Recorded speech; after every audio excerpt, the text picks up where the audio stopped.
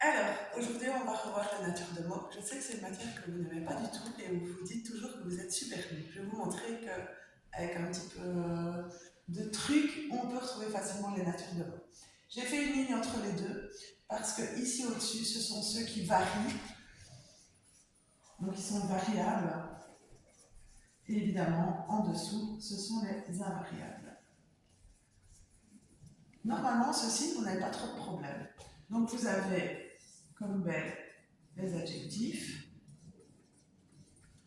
Vous avez les verbes,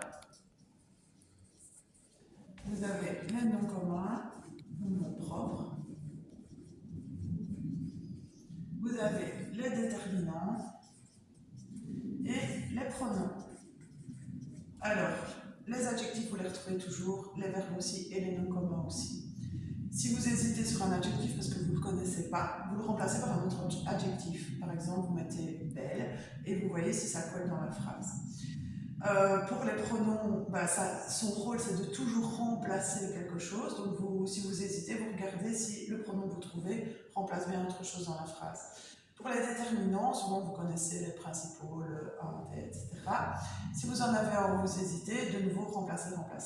Par exemple, quelques élèves terminaient leur interro. Quelques, vous dites mon Dieu, mais qu'est-ce que c'est quelques? Vous essayez, vous pouvez dire les élèves terminent leur interro, et bien alors c'est un déterminant. En général, vraiment ceux-ci au-dessus, ça va. Alors, en dessous, les invariables, il y a un premier que vous devez vraiment connaître par cœur, parce qu'il n'y a que quelques mots à retenir, et vous les savez déjà, c'est mais où est ton cornicar? Conjonction de coordination. Il n'y en a pas d'autres, donc là, vous n'avez pas d'excuses. Vous devez pouvoir repérer les conjonctions de coordination. Un deuxième, ce sont les adverbes. Alors, il y a tous les adverbes en, lentement, doucement, etc. Puis il y a les adverbes de temps, toujours, jamais, et les adverbes de lieu, comme là. De nouveau, si vous hésitez, vous remplacez par un autre adverbe, et vous voyez si ça colle dans la phrase. Alors, les deux plus compliqués, et là je veux bien que vous disiez que c'est très compliqué la nature de mots, vous voyez que vous en avez déjà éliminé plein, donc vous aurez déjà plein de bonnes réponses. Ce sont d'abord ceux-là. Alors, je fais une petite phrase mémo. Donc, c'est Adam de Surcom, parcours Anvers avec son sou de chez Durand. J'ai mis 3 petits points parce qu'il y en a d'autres, mais ce sont les principales prépositions. Donc, vous essayez quand même de retenir cette phrase-là. Et en fait, vous allez surtout les reconnaître par rapport à celle-là. Parce que si vous avez bien suivi, tout cela, normalement, vous savez faire. Donc, il vous reste les prépositions et les conjonctions de subordination. Donc, ce sont les deux seules catégories qui sont difficiles à repérer. Les conjonctions de subordination, il n'y a même pas besoin de faire une petite phrase mémo parce qu'il y en a des milliers, et donc impossible de les retenir. Mais vous pouvez retenir la différence entre les deux.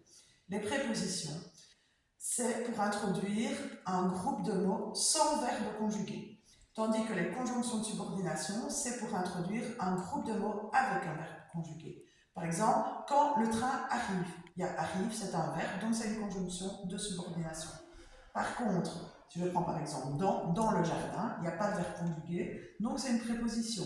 Il peut y avoir un verbe à l'infinitif. Par exemple, tu vas à l'école sans déjeuner. On a déjeuner qui est un verbe à l'infinitif et sans est une préposition.